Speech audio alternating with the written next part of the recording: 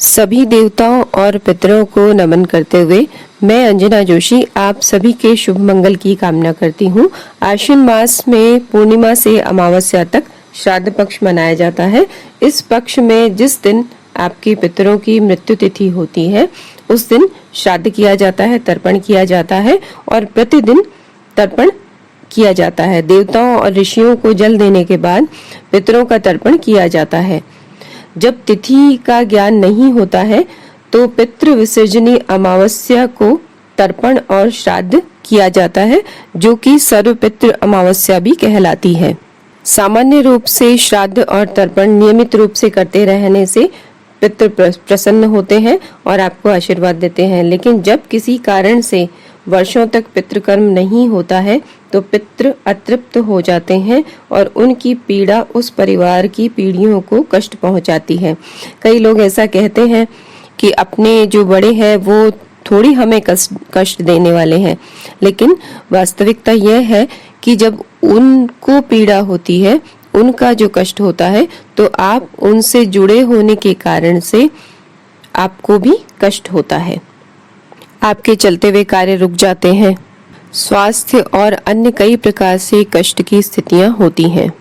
विवाह, मांगलिक कार्य और परिवार की जो वृद्धि है उसमें भी व्यवधान आते हैं या इस तरह के कार्य बाधित हो जाते हैं। योग्यता होने पर भी व्यक्ति को नौकरी में दिक्कत आती है, सफलता में दिक्कत आती है। परिवार में कभी अचानक किसी की कम आयु में मृत्यु हो जाती है। अजन्मे बच्चे या जन्म लेने के तुरंत बाद में कुछ महीनों में बच्चों की मृत्यु हो जाती है। धन और संपत्ति के विषय उलझ जाते हैं। प्रॉपर्टी से रिलेटेड समस्याएं आ सकती हैं।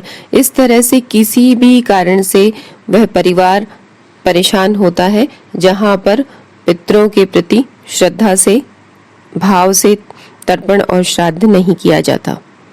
यह सभी लक्षण हैं जो कि यह इंगित करते हैं कि पितृदोष आपकी जन्म पत्रिका में है, मतलब आपके जीवन में पितृदोष का प्रभाव है। जन्म पत्रिका में जब चंद्र, राहु, सूर्य, केतु या इन ग्रहों की सूर्य चंद्र से युति हो और द्वितीय भाव, पंचम भाव, नवम भाव का इस प्रकार से पीड़ित होना भी पितृदोष को दर्शाता है। या कहीं भी शनि राहु, मंगल राहु, गुरु राहु की युति अगर हो तो भी पितृदोष की ओर इशारा जरूर करती है। यदि आपकी जन्म पत्रिका में ये ग्रह योग और पूर्व में किसी स्थान पर जो लक्षण हमने बताए हैं अगर वो आपकी जीवन में दिखाई देते हैं तो जन्म पत्रिका और लक्षणों का तालमेल होते ही आपको समझना चाहिए कि आपके जीवन में पितृदोष का प्रभाव है। अब यदि आपको पितरों की तिथि का ज्ञान नहीं है तो आपको श्राद्ध पक्ष में अमावस्या के दिन, सर्वपितृ अमावस्या जिसे कहते हैं, उस दिन यथासंभव श्राद्ध और तर्पण करना चाहिए।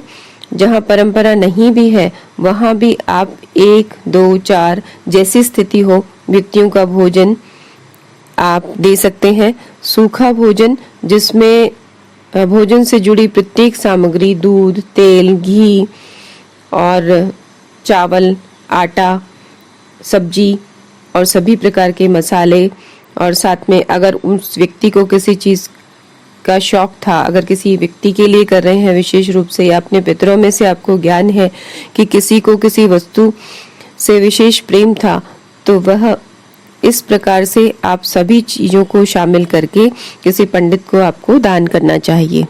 इस प्रकार जो अशुद्धि दोष कहा जाता है वह भी नहीं होता है। और इसके अतिरिक्त आप बच्चों को, बूढ़ों को आप भोजन करवा सकते हैं। यह भी उनकी संतुष्टि से पितरों की संतुष्टि होती है। आप पितरों के निमित्त पक्षियों को, चींटियों को और भी जो जानवर हैं, गाय को आप भोजन दे सकते हैं। और इस प्रकार जो सभी तृप्ति है वो पितरों तक पहुंचती है। यूं तो प्रत्येक अमावस्या को आपको इस प्रकार से भोजन और जो पक्षियों को और पशुओं को दान देना चाहिए, जिससे कि आपके पितृ सदैव संतुष्ट रहें। यदि किसी वस्तु की अभिलाषा से आत्मा अटक गई होती है तो इस प्रकार प्राप्ति के भाव से मुक्त होकर चली जाती है। और उसका, उस आत्मा का, उस जीवन का जो कष्ट है वह भी, जीवन के बिना जो भटकने का जो कष्ट है वह भी दूर होता है। बहुत बार ऐसा सुना जाता है कि पुत्र नहीं है, श्राद्ध कर्म कौन करेगा।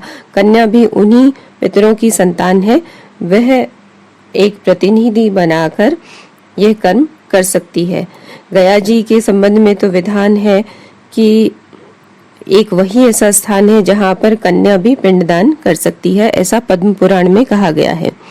इसके अतिरिक्त अमावस्या के दिन आटा, घी, थोड़े तिल, जैसे 100-150 दाने तिल के, ऐसे ही 20-25 दाने जौ के, यह सब मिलाकर इसे दूध से गूंथकर आप पिंड जैसे बना लें।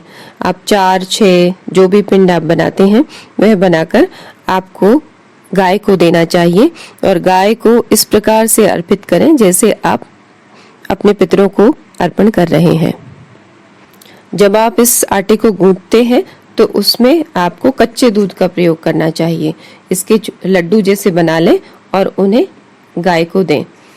ये आप जब देते हैं तो उसके पहले गाय के पैरों में श्रद्धा से जल के छींटे देकर, आचमन के लिए कुछ जल गिराकर फिर आप गाय को खिला दें, पुनः आचमन के निमित्त जल दें।